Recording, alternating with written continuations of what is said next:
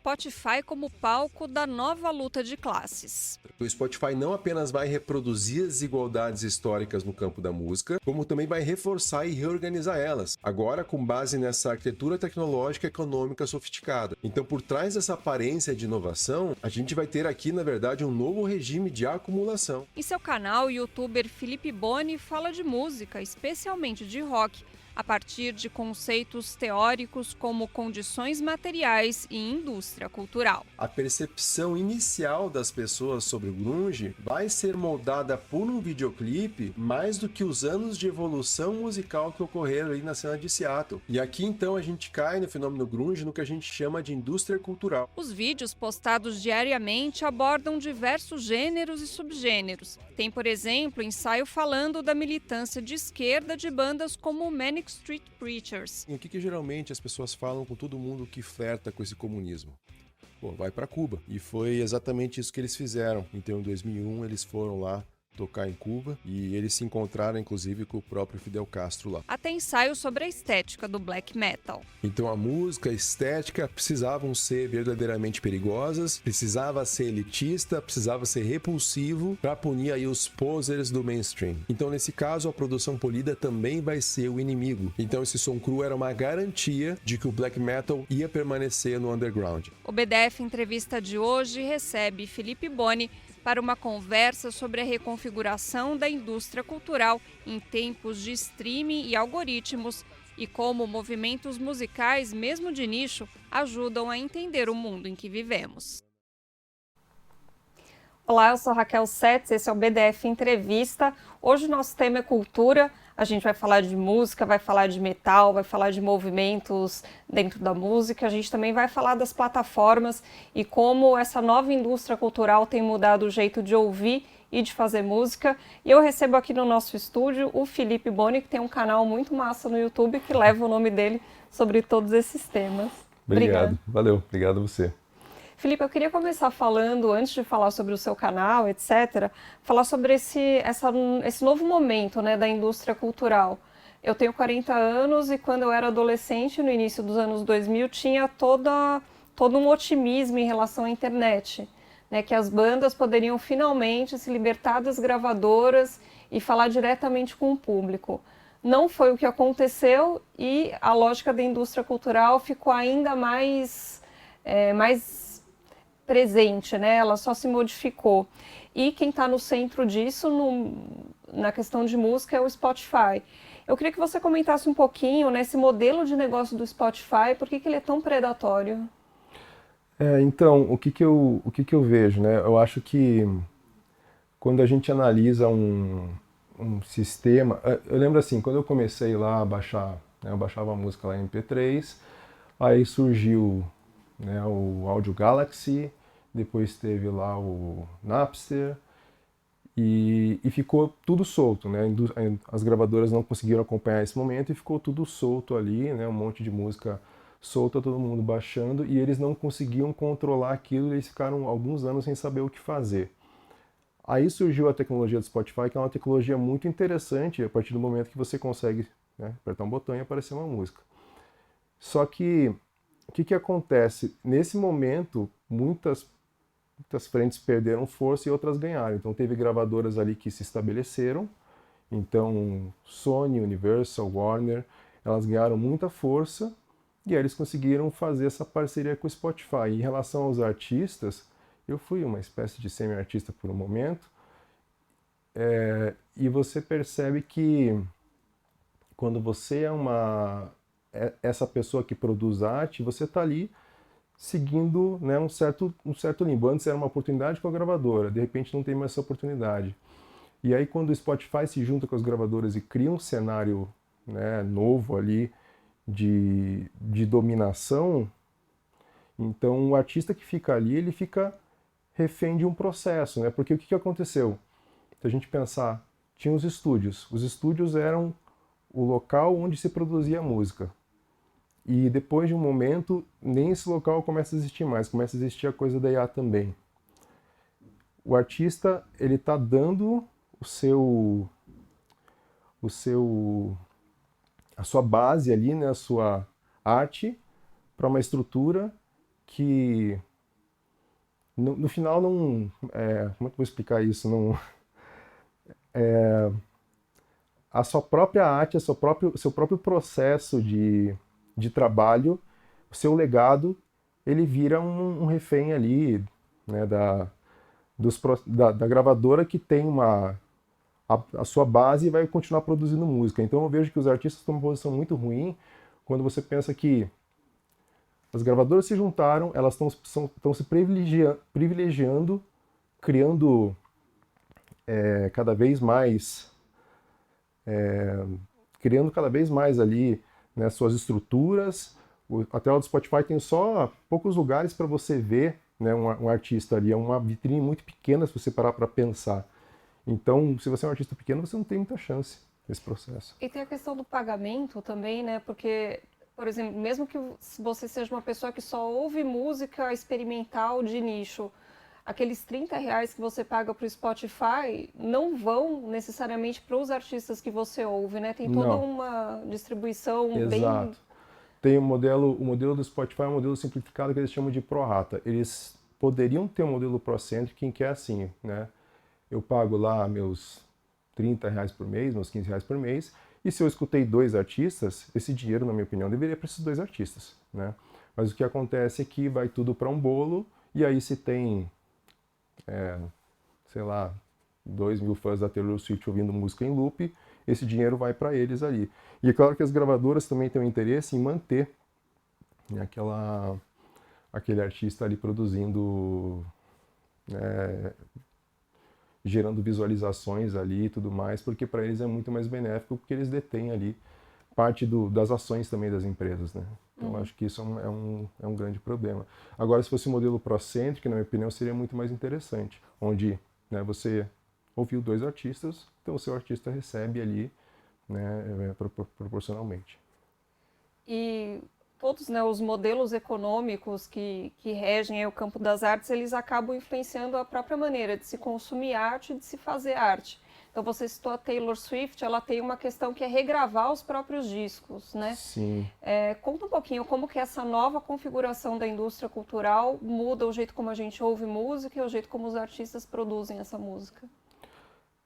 Então, eu acho que é uma equação um pouco perversa quando você pensa que se eu sou um artista que quero criar músicas longas, você tem que criar uma música dentro de um roteiro de, né, 3 minutos ali, você não pode passar muito tempo. A partir dos 30 segundos você começa a monetizar. Então, se você tiver uma introdução muito longa, quiser criar uma ambiência por muito tempo, e uma pessoa está ouvindo a sua música, caiu na sua música ali por acidente, né, você vai perder aquela pessoa, então você não vai conseguir ter a retenção. Então é igual a criação de conteúdo, né? Existe a fórmula da retenção, né, dos conteúdos curtos ali de Instagram. Demorou para começar, não falou exatamente o que a pessoa queria ali no começo, você vai perder aquela pessoa, e aí o tempo de retenção vai cair e aquele conteúdo vai deixar de ser distribuído porque ele não gera uma boa experiência dentro da plataforma. Então o Spotify está, né, preocupado com a experiência dentro do Spotify. Ele quer que você entre e consuma o Spotify, fique satisfeito, ou você veja bastante anúncio, caso seja a versão gratuita. Então, eu vejo que é um processo em que o artista ele começa a perder a sua arte pela arte, assim. Ele começa a ter cada vez mais uma... Ele tem que ser mais um gerenciador de, sabe, analisar dados, entender o que está dando certo, o que não está dando certo, para que ele consiga, é igual, sabe, trend de Instagram, que você vê assim, que de repente você vê um conteúdo, de repente você vê vários iguais, né? Começa a ter, porque aquilo dá certo, aquilo está engajando, aquilo está gerando view, está gerando like, está gerando seguidor, e no final acaba sendo um pouco isso, né? Então acho que é uma lógica muito ruim, assim. E o jeito como a gente consome essa música também, né? Perfeito, o jeito que a gente consome também. Porque a partir do momento que você tem tudo, uma experiência de um disco que tem aquela jornada de começo, meio e fim, ela perde, né, ela vai perder o sentido numa dinâmica em que você está, né, a ideia é consumir rápido e consumir bem. Eu acho que também outra coisa que acontece muito, não sei se você percebe isso também, se você escuta uma música, eu escuto o YouTube Music, não escuto Spotify. Ele sugere uma próxima música, encaixa muito bem com o que você gosta. E ele meio que sabe o seu gosto musical, assim, claro que, né, quanto mais você escuta, mais ele adquire, mas mesmo que você esteja deslogado, ele meio que sabe, assim, fica impressionado, sabe? Porque ele parece que entende já o que a nossa mente está buscando naquele som, sabe? Que você ouviu anteriormente, se você selecionou aquela música, né? Se você digitou a música e apertou aquela música, ele sabe já mais próximo que você está procurando na sequência, talvez. E isso fecha a gente para novas experiências, né? Então você não vai adquirir novas experiências de som porque você vai estar sempre fechado. Para eles não tem problema que você tenha uma experiência fechada, não é? Né? Eles não tem intenção que você expanda, né, seu vocabulário musical, algo do tipo, né? Então, infelizmente isso é ruim. E na questão do Spotify, tem uma notícia recente, né, que é a ligação do Spotify, do CEO do Spotify com a indústria bélica. Sim. O CEO do Spotify ele chama Daniel Ek. Ele também é presidente de uma empresa que usa inteligência artificial para criar tecnologias de guerra.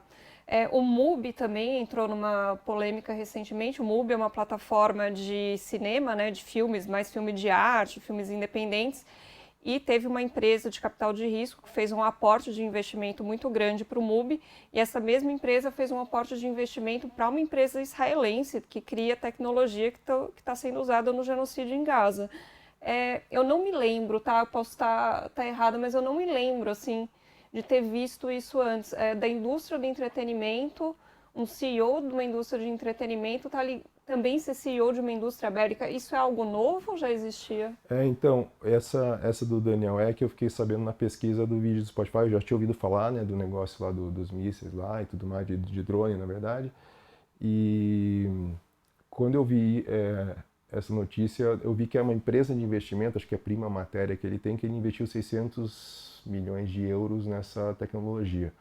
O pessoal do Spotify diz que é do Daniel Ek, né? Não é o Spotify que está fazendo isso. Então é um outro investimento, né, que ele está fazendo em paralelo. Então, mas isso gera um questionamento, né? Uma plataforma não deveria ser neutra, né? E claramente isso não está acontecendo. Então, né? Mas assim, a gente pode questionar o Daniel Ek que apareceu numa notícia, mas eu não sei o que o Facebook está investindo nesse pessoal todo aí, né? Então, por exemplo, o Mark Zuckerberg fala de, né, combater as mudanças climáticas, né? Agora não está falando tanto mais, né, depois que o Trump assumiu, mas muita questão de, vamos combater as mudanças climáticas, mas está andando de iate de 2 quilômetros de largura, né? Então tem tudo isso. A gente está nas mãos de um grupinho, essas empresas, né, que a gente acaba utilizando, tanto está nas mãos de umas pessoas bem complicadas, né, para dizer o mínimo. Tá virando cyberpunk, né? Talvez com menos neon um pouco. E falando nessa questão bélica, eu queria abordar um outro tema que você traz num dos vídeos, que é a questão palestina, né? Hoje a gente vê poucos artistas, né, dos artistas grandes se posicionando contra o genocídio em Gaza, e isso tem uma explicação que vem do próprio modo como as carreiras são gerenciadas hoje. Eu queria que você comentasse isso um pouco. Eu acho que tem muita da questão da autenticidade que vinha lá. Quando eu fiz esse vídeo, eu fiz a comparação do Vietnã, né, no caso do Vietnã e o caso Palestina. Tinha muita coisa da autenticidade que o artista carregava mais. E, inclusive, isso junta com o vídeo que eu falo sobre o Kiss, que o Kiss perde essa autenticidade para botar maquiagem e fazer o show, né?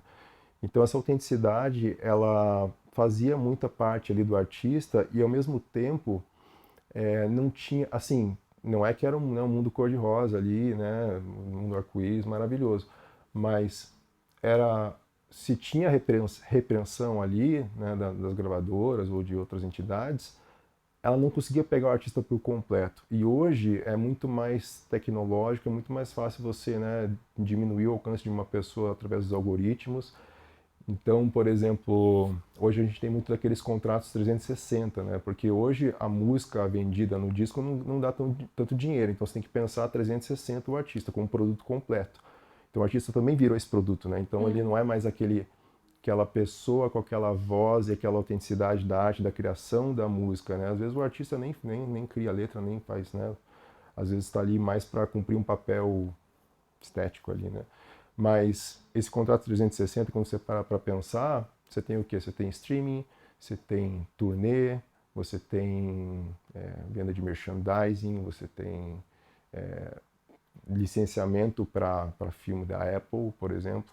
Então depende, e você tem parceria com os artistas também. Então às vezes você falando uma besteira, você pode prejudicar não apenas toda essa rede de, né, que cada uma delas tem uma estrutura e ao mesmo tempo o artista que você está trabalhando junto numa colaboração, alguma coisa assim, né? E não só falar besteira, né? Às vezes falar algo que precisa ser dito, como é o caso de Exatamente. agora. Isso, não, exatamente. Tipo assim, né? Então, essa coisa do medo, né? Esse medo de falar, é muito mais fácil você não falar porque tem risco, né? Tem muito risco de você, né, não falar, acaba sendo uma opção mais segura, né? Nesse caso. Tem até o caso do Massive Attack, né? Que é Aham. uma banda que tem se posicionado contra o Sim. genocídio, tirou suas músicas do Spotify e agora as músicas dele estão meio num limbo também, né? Porque existe Sim. a outra alternativa que é o Bandcamp, mas que é só para artistas independentes. Então, eles ficaram sem um lugar aí nesse ecossistema, né? O problema é essa coisa da facilidade, né? Que o streaming dá pra gente, né? Então, no começo isso gera notícia, pode até ser bom para a banda de certa forma, mas depois de poucos meses todo mundo esquece, a gente anda no dia a dia e simplesmente você vai abrir teu Spotify e não vai ter lá aquele som, né? Assim como aconteceu com o Young também, né? Ali, acho que em 2018, que o Joe Rogan lá no podcast começou a falar um monte de besteira, daí ele tirou as músicas do Spotify, depois voltou. Então, se a gente, enfim, se continuar dessa forma com essas grandes empresas mantendo, né, o controle da música, infelizmente vai ser assim. Mas apesar que as gravadoras também têm o controle, né, das músicas, então eles não têm interesse em trocar a plataforma. Então é uma situação aí bem complicada. Você vê alguma saída para isso? Ou saídas possíveis? Eu não, sendo bem sincero, eu não vejo. Eu acho assim que a única saída, na minha opinião, seria ter algo que os artistas controlassem e tivesse uma força real sobre isso. Só que os grandes catálogos que geraram a nostalgia nas pessoas e essa memória, né? Pô, eu ouvi lá o Michael Jackson, sei lá, ouvi a Tina Turner. Aquilo já era, né? Já faz parte ali do catálogo deles. Então, por mais que a gente faça uma coisa diferente, independente, esses catálogos que pertencem a esse pessoal todo não vai para lá, né? Então, teria que ter um corte aí que teria uma perda do processo do ouvinte, né? A experiência do ouvinte seria prejudicada. Então, esse é o problema que eu vejo, assim, é a detenção da arte pelas gravadoras. E não só isso, esse legado, né, eu estava tentando explicar na primeira pergunta, que o trabalho de todas as pessoas está virando informação, né, e essa informação vai virar, né, base para a criação de novas músicas por IA. E se a situação está ruim para os artistas hoje, eu acho que no futuro muito próximo as pessoas vão sentir saudade desse momento. Sendo bem sincero, acho que elas vão falar, caramba, em 2025 ainda estava bom, sabe? Isso é complicado, né? Eu até vi uma matéria no The Guardian faz um tempo de que tem empresas que estão criando músicas utilizando IA. Aí eles sobem no Spotify e contratam robôs para ouvirem essas músicas. Nossa, eu achei um nível de distopia, assim. Mas na verdade a gente já vive, né? Porque eu estava vendo uma notícia que diz que 55% de todos os textos criados hoje na internet são por IA. Então, assim, apesar que seres humanos estão consumindo, mas ao mesmo tempo tem um pouco consumindo esses conteúdos também e está gerando... Acho que tem aquele termo, né? Internet Morta. Isso. A gente vai estar convivendo nisso, assim. Então, às vezes você acha que está vivo, mas na verdade está morto. Então... Continuando aqui no nosso papo pessimista, queria tocar num outro ponto que você fala num dos vídeos, que é como hoje os artistas têm muito que se divulgar, né? Então eles fazem esse trabalho de divulgação sem ganhar nada para viabilizar o trabalho artístico em que eles ganham pouco. Sim, perfeito. E você divide por dois, daí fica um ruim pior, né? Então, eu vejo isso porque, assim, eu crio conteúdo não só na parte da música, né? Eu tenho uma empresa de sustentabilidade e a gente trabalha com consultorias, educação, na parte de... Esse é meu trabalho principal, né? Eu trabalho com edifícios, então, materiais, simulação computacional de performance energética, etc. Só que a gente precisa chegar nas pessoas. Então a forma que a gente chegou foi fazendo conteúdo. Só que a gente foi politizando mais esse conteúdo e demonstrando que a raiz das coisas, às vezes, não é só na arquitetura. A arquitetura, né, e a construção não resolve tudo, tem a esfera política e tem tudo mais. E então você começa a produzir esses conteúdos e você tem que trabalhar também, digamos assim, né? Você está trabalhando na verdade, mas é esse atrair novos clientes, né, que é o trabalho dos artistas também, eu acho que é uma coisa que, que torna a equação ainda mais difícil e ainda mais destrutiva, porque a arte, né, você colocar a mente para fazer uma arte, fazer algo criativo, é algo que exige de você não apenas raciocínio, né? Exige algo mais ali de alma, de vontade de fazer, de assim, carinho por aquilo, né? E aí você tem que fazer a música e segmentar essa parte dessa arte para fazer uma outra coisa e colocar esse carinho também. E você coloca o carinho e aí você tem 10 likes no teu conteúdo, né? Aí você vai dormir lá, e daí você tem que fazer de volta, e outro dia, e outro dia, outro dia, e a música, né, para levar esse tráfego, sendo que você já fez uma parte do trabalho, e esse tráfego deveria ser levado de uma forma mais justa, né? Então acho que é bem complicado, assim, e não sei se tem uma outra, porque assim, no final você tem que estar lutando, essa coisa do individualismo levado à enésima potência mesmo, né? Todos contra todos em todas as esferas da humanidade, assim, tudo. Então eu falo sobre sustentabilidade, eu tenho as empresas que eu estou competindo nessa área e eu tenho que fazer conteúdos que bombem mais para ter mais visibilidade, porque isso pode gerar mais negócios. Eu acho que é algo muito... isso tem que acabar. E competindo também com quem cria conteúdo negacionista, né? Tem Nossa, isso também. nossa, assim ó, o meu canal de música, que galera linda, eu juro pra você. Quando eu falo sobre mudanças climáticas, nossa senhora, nossa, assim, e se colocar mudanças climáticas e a palavra Trump junto, aí já era. Aí vem, assim, mas junta um povo ali que você fala de onde que surgiu e também... E robôs também, né? Então, assim, robô eu não sei distinguir, não sou tão esperto talvez, mas eu sinto que parece que vem algo mais coordenado, juro pra você. Mas eu, ao mesmo tempo, nesse sentido, eu tô me sentindo mais otimista. Eu sinto que tá tendo um levante de pessoas que eu vejo, assim, apoiando mais. Antes, quando eu falava sobre essas coisas ali pelo canal da empresa, eu sentia que o pessoal de esquerda ficava quieto. Eles ficavam quietinhos só olhando, assim. E daí o pessoal descendo a lenha e tal.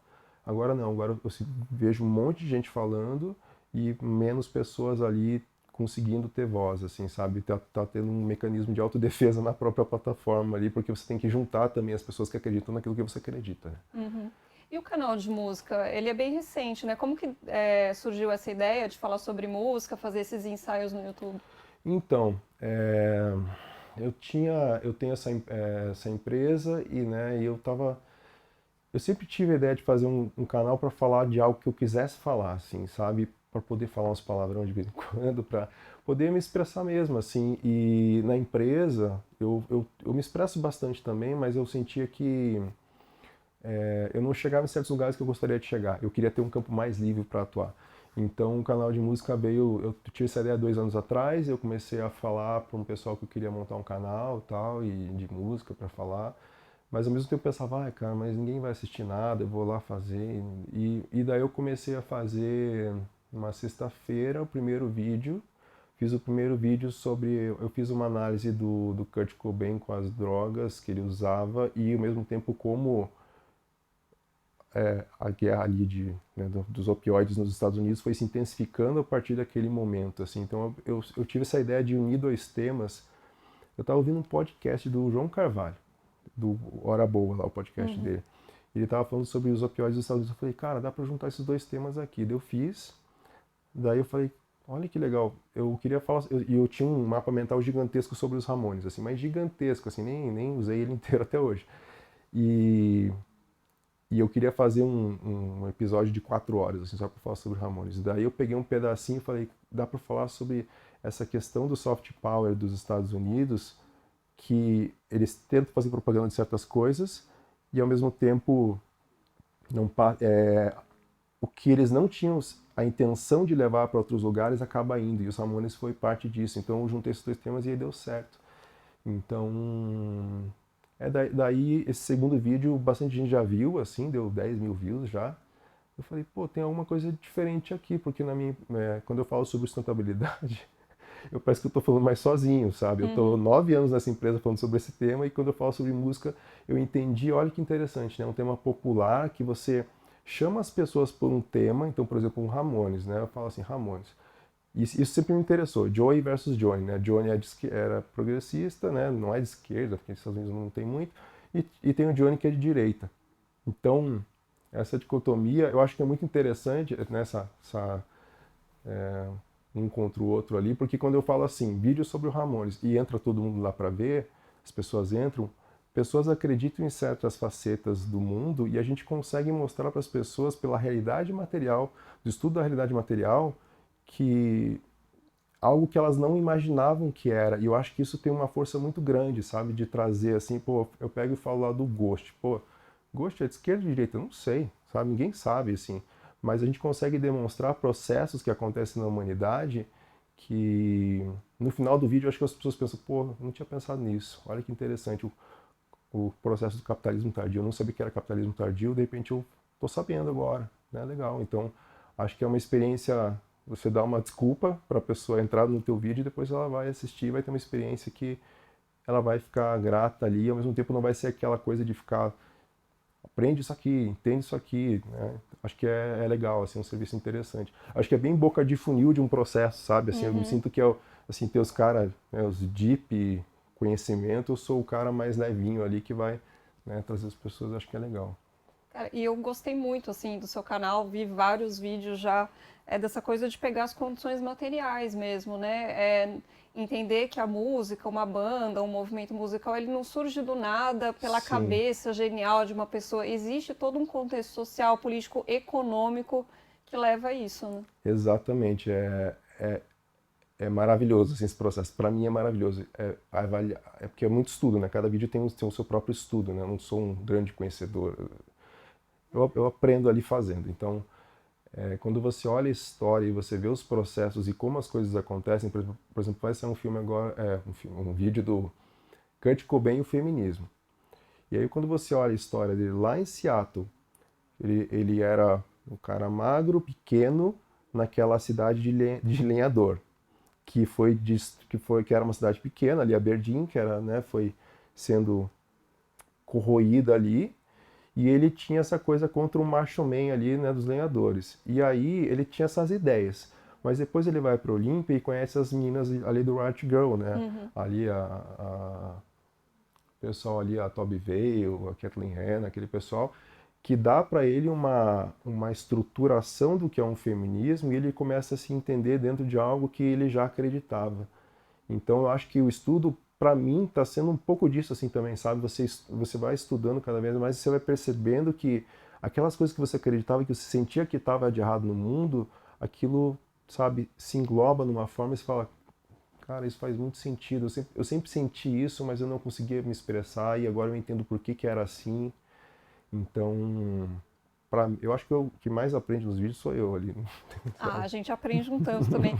E falando em Nirvana, eu gostei muito do vídeo que fala das condições materiais do grunge, que explica também por que esse movimento, que nem era um movimento, né? Foi uma coisa mais criada pela mídia, eram várias bandas que Aham. faziam, cada uma fazia o seu som, né? Mas por que isso se esgotou tão rápido, né? Também teve um Sim. hiperconsumo ali pela indústria cultural que logo se apropriou daquilo e esgotou, né? Exato. E olha que interessante, né? Se você pensar no fenômeno ali do hip hop nos anos ali 80, né? Demorou vários anos, demorou décadas para que a indústria pegasse isso e transformasse isso no produto vendável. Agora o grunge ali, né, ficou um longo tempo ali em Seattle, ali, né, trabalhando as bandas isoladas, né, do resto dos Estados Unidos, então as turnês não chegavam lá, eles ficavam ali isolados naquela condição. E de repente, né, devido à MTV, né, eu acho que a MTV foi a principal culpada disso, digamos que se não fosse o clipe ali, né, dos Smell Like Teen Spirit estourando tanto, talvez ficasse um fenômeno mais isolado ali com o Alice in Chains, que já tinha assinado com grandes gravadoras, aí ia ter ali o Nirvana. Acho que todas teriam um certo sucesso, mas seria uma coisa meio Atlanta, sabe? Que elas tem umas bandas boas lá também que assinaram, mas fica isolado.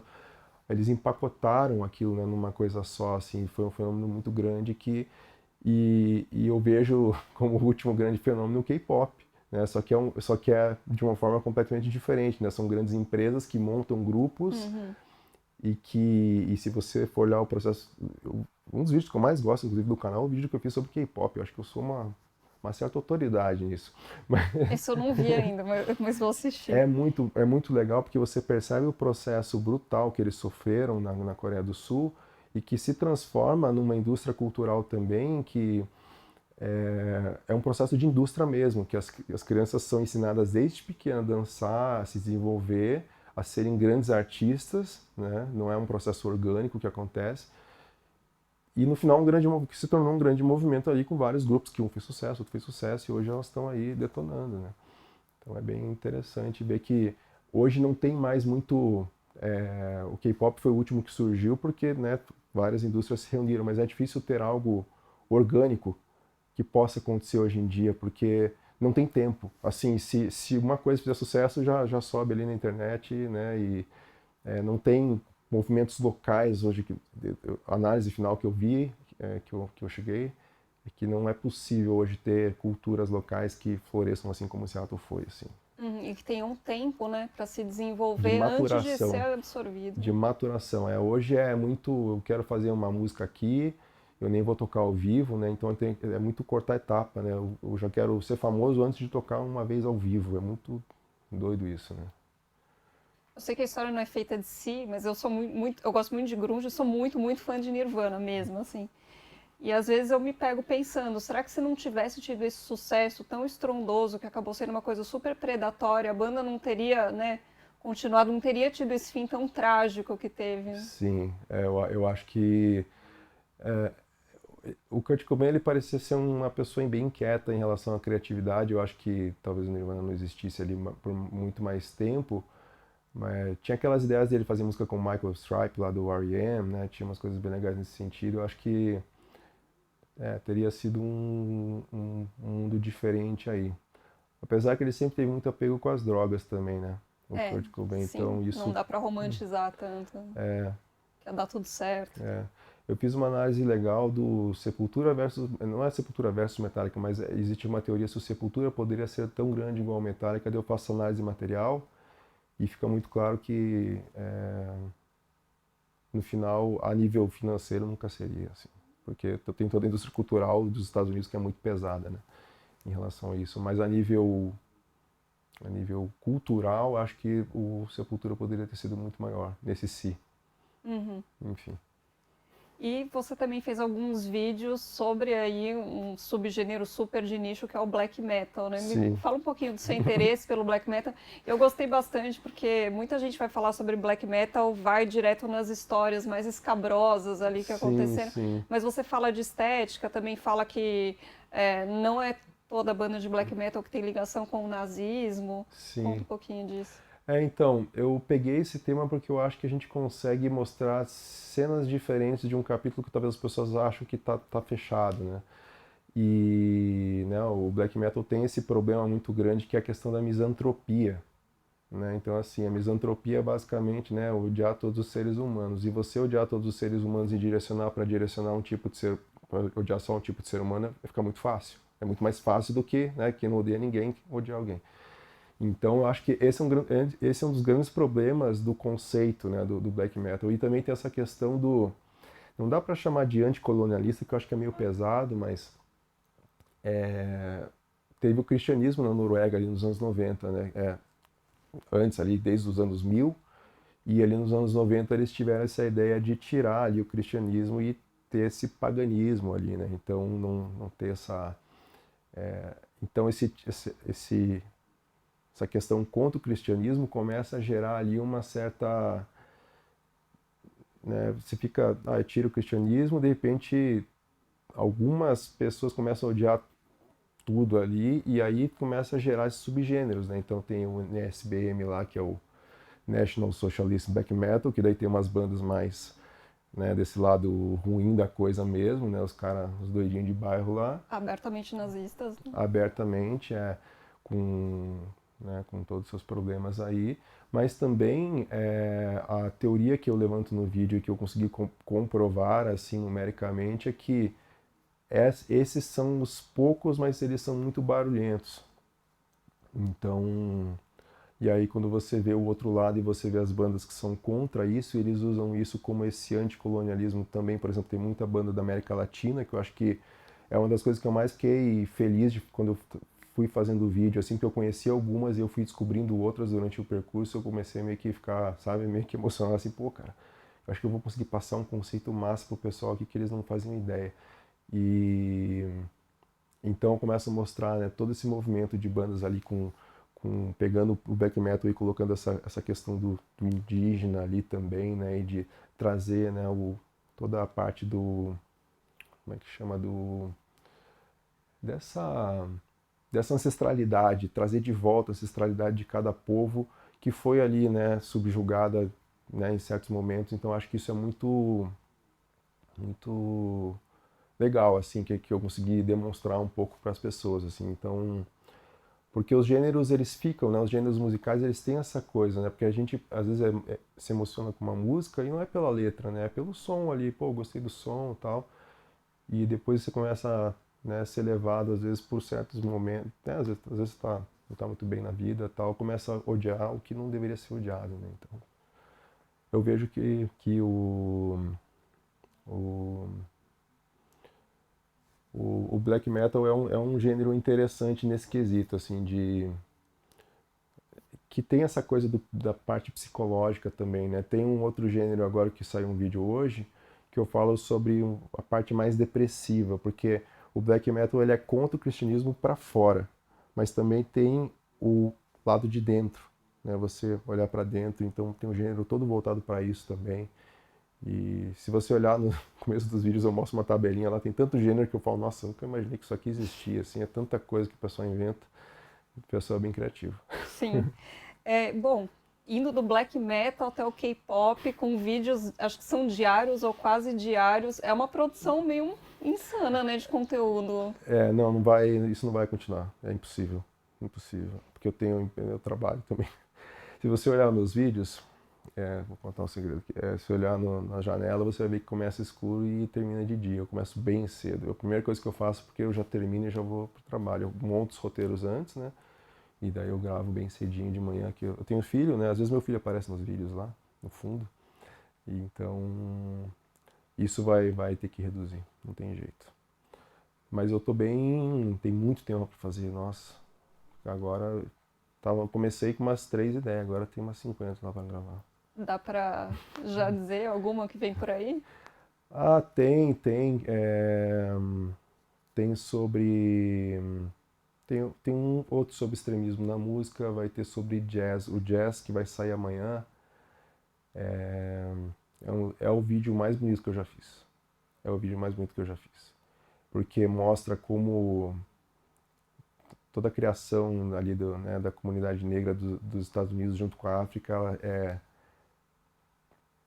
coisas lindas surgem e aí vem os brancos e roubam aquilo e usam, fazem um monte de dinheiro em cima, daí eles vão lá e pegam de volta e falam, não, vamos refazer isso aqui do nosso jeito, daí eles deixam uma música complexa e daí agora ninguém consegue mais tocar, né?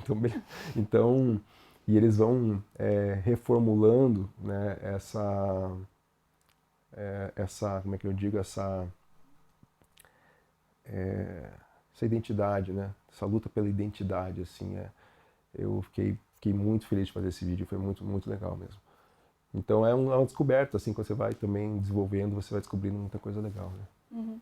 Só para fechar aqui, amarrando um pouquinho a questão do canal com aquilo que a gente falou no início, né, da indústria cultural, dessas plataformas, é possível criar um conteúdo bacana, que chegue nas pessoas, que trate dessas questões que você trata sem ser sugado pela lógica do algoritmo? Como que você equaliza aí essa questão? Eu acho que eu já comecei meio que sugado pela lógica do algoritmo, sendo bem sincero, porque eu comecei a fazer os vídeos a ideia de um vídeo a cada 2 dias, aí eu vi que estava tendo um resultado, eu falei, pô, vou aproveitar esse vácuo aí e vou seguir com mais produção. Então eu entrei no ritmo mais insano ali para já gerar um corpo de pessoas ali que consumam o conteúdo, porque eu sinto que essas coisas não duram para sempre, sabe? Esse tipo de formato que eu estou fazendo mais espontâneo e tal, de repente, as pessoas não sabem, mas eu gravo de pijama ali, eu acordo e vou lá gravar, assim, é bem mais despojado, né, na questão da estética. Agora, eu não vejo isso como um processo, como é que eu vou dizer assim, a gente tem que, né, eu acho que a questão do algoritmo é sempre saúde mental versus produção, é sempre isso.